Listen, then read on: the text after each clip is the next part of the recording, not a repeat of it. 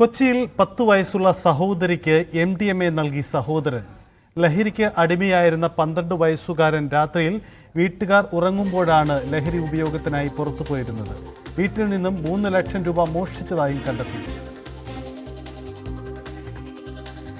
ആജ്ഞ രവീന്ദ്രൻ ചേരുന്നു. ആജ്ഞ, ഞെട്ടിക്കുന്ന സംഭവമാണ്. ഒരു കുടുംബത്തിൽ ഇതെങ്ങനെ സംഭവിച്ചു എന്ന കാര്യം എന്താണ് വിശദാംശം?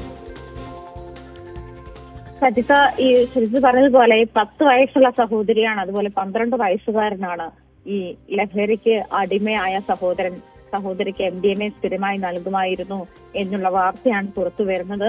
ഈ ലഹരി ഉപയോഗത്തിനായി പുറത്തു പോകുന്ന വീട്ടുകാരെല്ലാം ഉറങ്ങിക്കഴിയുമ്പോൾ സൈക്കിളിൽ രാത്രി ആരും അറിയാതെ ആയിരുന്നു പുറത്തു പോയിരുന്നത്. അങ്ങനെ ഒരു ദിവസം കുട്ടിയെ കാണാതായതിനെ തുടർന്നുള്ള അന്വേഷണത്തിൽ നെടുമ്പാശ്ശേരി ഭാഗത്തു നിന്നാണ് രാത്രി കുട്ടിയെ കണ്ടെത്തിയതെന്ന് വീട്ടുകാർ പറയുന്നുണ്ട്.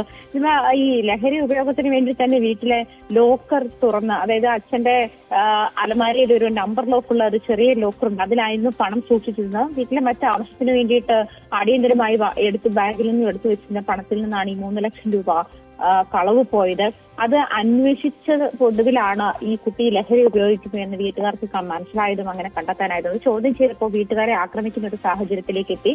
അത് തിരിച്ച് കുട്ടി കൈവിട്ടു പോയി എന്ന് മനസ്സിലാക്കുകയും അത് കുട്ടിയെ തിരിച്ച് ആക്രമിച്ചാൽ താൻ പ്രായപൂർത്തിയാകാത്ത ആളാണ്, അതുകൊണ്ട് തനിക്ക് നേരെ ആക്രമണം ഉണ്ടായാൽ അത് വീട്ടുകാർ കുടുങ്ങുന്ന തരത്തിലേക്ക് മാറ്റും എന്ന് കുട്ടി ഇടയ്ക്കിടെ വീട്ടുകാരെ ഭീഷണിപ്പെടുത്തുകയും ചെയ്തിരുന്നു.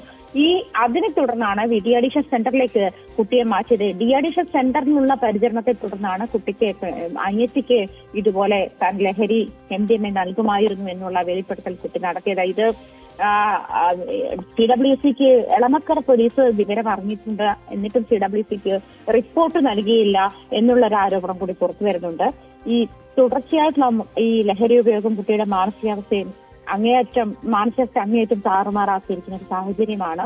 ഇത് നേരത്തെ സൂചിപ്പിച്ചതുപോലെ വീട്ടുകാരെ അല്ലെങ്കിൽ ഇതിനെ എതിർന്നു നിൽക്കുന്ന ആളുകളെയെല്ലാം ആക്രമിക്കുന്ന ഒരു സാഹചര്യത്തിലേക്ക് കുട്ടി എത്തി എന്നുള്ള ഒരു കഴിഞ്ഞ കുറെ ദിവസങ്ങളായിട്ട് നമ്മൾ റിപ്പോർട്ട് ചെയ്യുന്നതോ അല്ലെങ്കിൽ പുറത്തു വരുന്നതോ ഒക്കെ ഇത്തരത്തിൽ നമുക്ക് വിശ്വസിക്കാൻ പോലും പറ്റാത്ത ഏജ് ഗ്രൂപ്പിലുള്ള കുഞ്ഞുങ്ങളാണ് ഇത്തരത്തിൽ ലഹരിക്ക് അടിമകളാണ് എന്ന് വീട്ടുകാർ വെളിപ്പെടുത്തുന്നു. കഴിഞ്ഞ ദിവസം നമ്മൾ തന്നെ ഒരു ഷൂട്ടിന് പോയപ്പോ ഒരു 7ാം ക്ലാസ്സുകാരൻ സിഗരറ്റ് വലിക്കുന്നത് ഞാൻ കണ്ടതാണ്. ഞാൻ നേരിട്ട് വിളിച്ച് സംസാരിച്ചപ്പോൾ കുട്ടി പറഞ്ഞത് ഈ സ്കൂളിലെ എല്ലാ കുട്ടികളും ഇതുമായി ബന്ധപ്പെട്ട്, അതായത് പെൺകുട്ടികളും ആൺകുട്ടികളും ഒക്കെ സിഗരറ്റ് വലിക്കുന്നുണ്ടല്ലോ എന്നാണ് അവനോട് തിരിച്ച് ചോദിച്ച ചോദ്യം തന്നെയാണ്.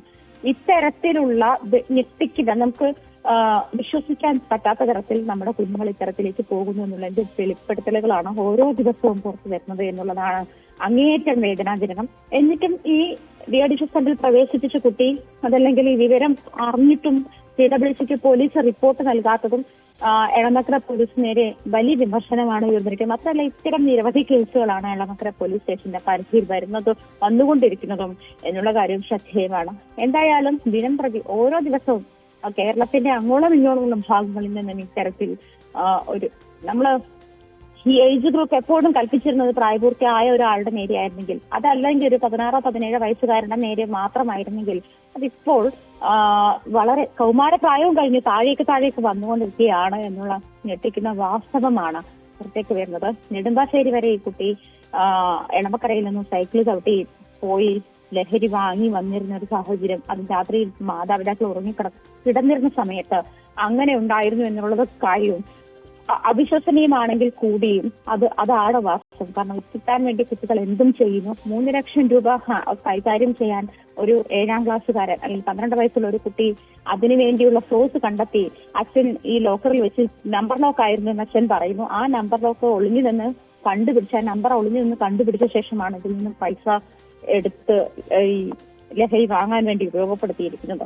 ഇത്തരം ഞെട്ടിക്കുന്ന വാർത്തകളാണ് പുറത്തു വരുന്നത്. എന്തായാലും ഇത് 10 വയസ്സുള്ള സഹോദരിക്കാണ് ഈ 12കാരൻ ഈ കുട്ടിയിലേക്ക് MDMA എത്തിയ ആ വഴിയിലേക്ക് അന്വേഷണം പോകുന്നുണ്ടോ? കാരണം ഈ കൊച്ചു കുട്ടികളിലേക്ക് എങ്ങനെ എത്തി എന്ന കാര്യത്തിൽ പണം വീട്ടിൽ നിന്ന് മോഷ്ടിക്കുന്നു, വീട്ടിൽ നിന്ന് മോഷ്ടിച്ച പണം എവിടെ കൊടുത്ത് എങ്ങനെ വാങ്ങി, കൊച്ചു കുട്ടികളും ലഹരി മാഫിയുമായുള്ള ബന്ധം, അതിലേക്ക് അന്വേഷണം നടക്കുന്നുണ്ടോ? അതാണ് സജിത ഇപ്പോൾ പോലീസ് അന്വേഷിച്ചുകൊണ്ടിരിക്കുന്നതെന്നാണ് മനസ്സിലാക്കാൻ കഴിയും. കാരണം നെടുമ്പാശ്ശേരിയിൽ നിന്ന് കുട്ടിയെ കണ്ടെത്തിയ ദിവസമാണ് വീട്ടുകാർക്ക് ഇതിന്റെ ഒരു യാഥാർത്ഥ്യം മനസ്സിലായതും നെടുമ്പാശ്ശേരിയിലാണോ കുട്ടി എത്തിയത്, അല്ലെങ്കിൽ നെടുമ്പാശ്ശേരിയിൽ നിന്നാണ് കുട്ടിക്ക് ഈ രാസലഹരി കിട്ടിയിട്ടുള്ളത് എന്നുള്ള കാര്യത്തിൽ വ്യക്തതയുണ്ട്. അതിനുശേഷമാണ് പോലീസിലെ ഇത് റിപ്പോർട്ട് ചെയ്തിട്ടും എളമക്കര പോലീസ് ഒന്നും CWC അറിയിച്ചില്ല എന്നുള്ള ഒരു കടുത്ത ആരോപണം വീട്ടുകാർ ഉന്നയിക്കുന്നതും. അത് മാത്രമല്ല, ഇത്രയും വലിയ തുക വീട്ടിൽ നിന്നും കാണാതായതിനെ പറ്റി വീട്ടുകാർ ആകെ ആശങ്കയിലായിരുന്നു. ആ സാഹചര്യത്തിലാണ് കുട്ടിയെ ഒരു ദിവസം രാത്രി കാണാതായത് എന്ന് പറയുന്നത് കാണാതായത് അവര് തിരിച്ചറിഞ്ഞ് തന്നാണ് എന്ന് വേണം പറയാൻ. കാരണം ഇവരെല്ലാം ഉറങ്ങിക്കിടക്കുമ്പോൾ രാത്രിയിൽ ആരും അറിയാതെ സൈക്കിൾ എടുത്ത് പോയി ലഹരി കളക്ട് ചെയ്തുകൊണ്ട് വരികയായിരുന്നു. കുട്ടിയുടെ രീതി എന്ന് DADHS സെന്ററിൽ ഉള്ള ആളുകളോട്, അതായത് ചികിത്സയുടെ ഭാഗമായുള്ള തുറന്നുപറച്ചിൽ അവൻ പറഞ്ഞു കഴിഞ്ഞു. അങ്ങനെയാണ് ഈ വിവരങ്ങൾ വീട്ടുകാർക്ക് ലഭിക്കുന്നത്. കാരണം ഇത്തരത്തിൽ ഇതിനു വേണ്ടി രാത്രിയിൽ എല്ലാ ദിവസവും ഇവൻ പോകുമായിരുന്നു, അല്ലെങ്കിൽ ലഹരി കളക്ട് ചെയ്യാൻ വേണ്ടി എല്ലാ ദിവസവും വീട്ടുകാർ ഉറങ്ങിക്കിടന്ന് കഴിഞ്ഞ ശേഷം ഇവൻ പോകുമായിരുന്നു എന്നുള്ളതും, ആ തരത്തിലൊരു ദിവസം ഇവനെ കാണാതായതിനെ തുടർന്നാണ് നെടുമ്പാശ്ശേരിയിൽ നിന്ന് കുട്ടിയെ കണ്ടെത്തിയതും തുടർന്നാണ് ഇങ്ങനെ തങ്ങളുടെ മകൻ ലഹരി അടിമയാണ് എന്ന് മനസ്സിലാക്കിയത്. ഈ DADHS സെന്ററിൽ എത്തിക്കുന്നത് വരെ കുട്ടി ലഹരിക്ക് അടിമയാണ് എന്നുള്ള മാത്രമേ വീട്ടുകാർക്ക് അറിയാമായിരുന്നുള്ളൂ. അത് മാനസികാവസ്ഥ അവന് അത്രയും താറുമാറായ അവസ്ഥയിലായിരുന്നു. കാരണം ഇത് ചോദ്യം ചെയ്തപ്പോൾ വീട്ടുകാരെ ആക്രമിക്കുന്ന സാഹചര്യത്തിൽ എത്തുകയും താൻ പ്രായപൂർത്തിയാകാത്ത ആളായതുകൊണ്ട് തന്നെ ഉപദ്രവിച്ചാൽ അത് വീട്ടുകാർക്ക് ബുദ്ധിമുട്ടാക്കും എന്നുള്ള തരത്തിൽ അവൻ ഭീഷണിപ്പെടുത്തുകയും ചെയ്തിരുന്നു എന്ന് വീട്ടുകാർ പറയുന്നുണ്ട്. പക്ഷേ DADHS സെന്ററിലാണ് താൻ സഹോദരിക്കും ഈ MDMA നൽകുമായിരുന്നു എന്നുള്ള ഞെട്ടിക്കുന്ന വിവരം അവൻ വെളിപ്പെടുത്തുന്ന ഒരു സാഹചര്യത്തിലേക്ക് എത്തിയത്. എന്തായാലും വിദ്യാർത്ഥിനികൾക്ക് ലഹരി കിട്ടിയത് എവിടെ നിന്നും എന്നത് സംബന്ധിച്ച അന്വേഷണം നടക്കുകയാണ്. ചെറുകുട്ടികളാണ് MDMA വീട്ടിൽ നിന്നും പണം മോഷ്ടിച്ചുകൊണ്ട് MDMA സ്വന്തമാക്കി